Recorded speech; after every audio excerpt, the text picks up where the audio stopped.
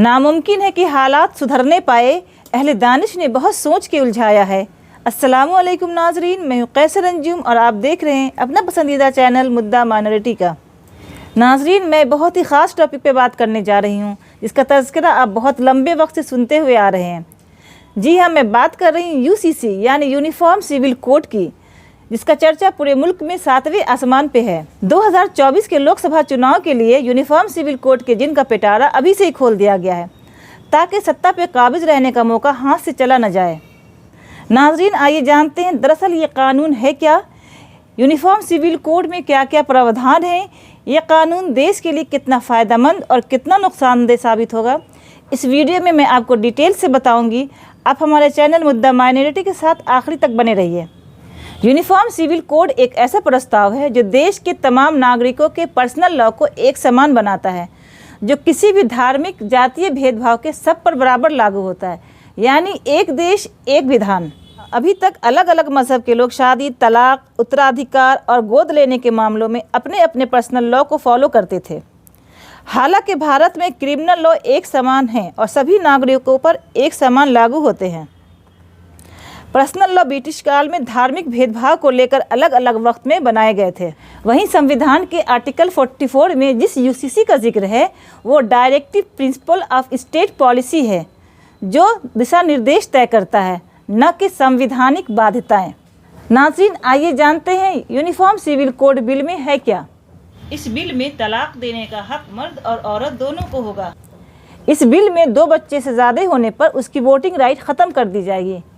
इसके साथ ही उसको हर तरह की सरकारी सुविधाओं से बाहर रखा जाएगा। पॉलीगेमी बहुविवाह यानी एक से ज़्यादा शादी पे रोक लगाई जाएगी। शादी के बाद रजिस्ट्रेशन ज़रूरी होगा। बगैर रजिस्ट्रेशन की शादी इनवैलिड मानी जाएगी और इसको सरकारी सुविधाएं नहीं मिलेगी। हलाला और इद्दत पे रोक लगाई जाएगी। गोद लेने का हक सबके लिए आसान हो जाएगा। लिविंग रिलेशनशिप का डिक्लेरेशन ज़रूरी होगा। लड़का और लड़की को पहले इसकी जानकारी अपने पेरेंट्स को देनी होगी। माँ बाप की जायदाद में लड़का लड़की दोनों का हक बराबर होगा। नौकरी पेशे बेटे की मौत पर उसके वाइफ को मिलने वाले मुआवजे में उसके माँ बाप की भरण पोषण की जिम्मेदारी होगी। यूनिफॉर्म सिविल कोड बिल को लेकर पूरे देश में सियासत सरगर्म है। प्रधानमंत्री नरेंद्र मोदी ने कहा कि यूनिफॉर्म सिविल कोड को लेकर लोगों को भड़काने का काम हो रहा है। एक घर में एक सदस्य के लिए एक कानून और दूसरे सदस्य के लिए दूसरा कानून, तो घर चल पाएगा क्या? ऐसी दोहरी व्यवस्था से देश कैसे आगे बढ़ेगा? मुस्लिम भाई और बहनों को समझना होगा कि कौन सी राजनीतिक दल उसे भड़काकर उसका सियासी फायदा उठा रहे हैं। कांग्रेस के सीनियर लीडर तारिक अनवर ने नरेंद्र मोदी के बयान पर कहा कि 2024 का चुनाव सामने है, इसलिए वो यूसीसी की बात कर रहे हैं। उन्होंने देश के लिए कुछ भी नहीं किया है। यूनिफॉर्म सिविल कोड बिल पर असदुद्दीन ओवैसी ने कहा कि देश का सबसे बड़ा मसला रोजगार का है, महंगाई का है, किसान रोज मर रहे हैं।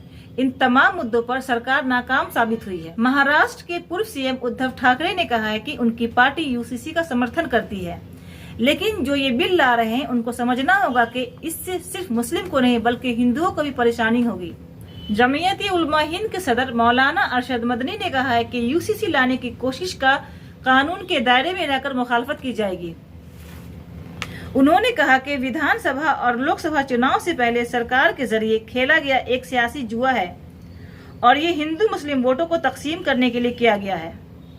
मुल्क में 2024 के लोकसभा चुनाव और राज्य के चुनाव से पहले भाजपा शासित राज्यों में यूसीसी लागू करने की खूब हलचल मची हुई है। इसी दरमियान उत्तराखंड में यूसीसी लागू करने की दिशा में तेजी से काम चल रहा है।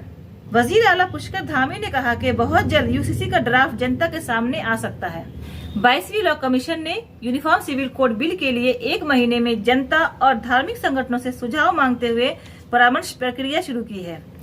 लॉ कमीशन ने इस राय को इकट्ठा करने के लिए एक ईमेल जारी किया है। आप सभी हजरात से गुजारिश है कि लॉ कमीशन को मेल कर यूसीसी पर अपने विचार दे सकते हैं। लॉ कमीशन ने मेंबर सेक्रेटरी .lci@gov.in पर 14 जुलाई 2024 तक अपनी राय मांगी है। नाजरीन, सवाल ये पैदा होता है कि एक देश एक विधान से राष्ट्र मजबूत हो जाएगा क्या? नेशनल इंटीग्रिटी बढ़ जाएगी क्या? जबकि अमेरिका में 50 राज्यों में 50 संविधान हैं, तो क्या अमेरिका कमजोर हो गया? वहाँ नेशनल इंटीग्रिटी खत्म हो गई है? आर्बिट्रेशन क्या है? प्राइवेटाइजेशन ऑफ जस्टिस है। जब कंपनी आपस में कॉन्ट्रैक्ट करती है तब वो कहती है कि हमारे ऊपर सिंगापुर, जर्मनी का कानून लागू होगा। आर्बिट्रेशन की सीट जर्मनी और लंदन में होगी। जो कंपनी हजारों करोड़ का डील करती है उस पर देश का कानून नहीं लगता, पार्टीज खुद कानून तय करती है। अब आप समझ सकते हैं कि एक देश एक कानून का मतलब क्या है। चाइल्ड मैरिज एक्ट बना लेकिन आज भी कई स्टेट में चाइल्ड मैरिज हो रहे हैं। डॉरी प्रोविजन लॉ बना लेकिन आज भी मुल्क से डॉरी खत्म नहीं किया जा सका। सिर्फ कानून बना देने से समाज चेंज नहीं हो जाएगा, उसके लिए अपनी सोच बदलनी होगी। यूनिफॉर्म सिविल कोड बिल से सिर्फ एक मजहब नहीं बल्कि कई मजहबों के मानने वालों को परेशानियों का सामना करना पड़ सकता है। अचानक से मजहब के पर्सनल लॉ में बदलाव की वजह से कहीं देश में एहतजाज की चिंगारी न फूटने लगे। यूनिफॉर्म सिविल कोड बिल लाने से क्या देश में अनइक्वलिटी खत्म हो जाएगी? जेंडर इनजस्टिस खत्म हो जाएगा क्या? या फिर बीजेपी को यूसीसी के जरिए 2024 में फिर से सत्ता हासिल करने का सुनहरा मौका मिल जाएगा? इसकी क्या गारंटी है?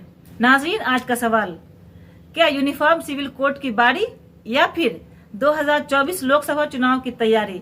इस पर आपकी क्या राय है हमें कमेंट बॉक्स में जरूर लिखिएगा। और अगर आपको हमारा ये वीडियो पसंद आए तो इसे लाइक कीजिए और ज्यादा से ज्यादा शेयर कीजिए। अगर आप हमारे चैनल मुद्दा माइनॉरिटी को यूट्यूब पर देख रहे हैं तो इसे सब्सक्राइब कर लें, और अगर फेसबुक पर देख रहे हैं तो हमें फॉलो करना ना भूलें। बहुत बहुत शुक्रिया।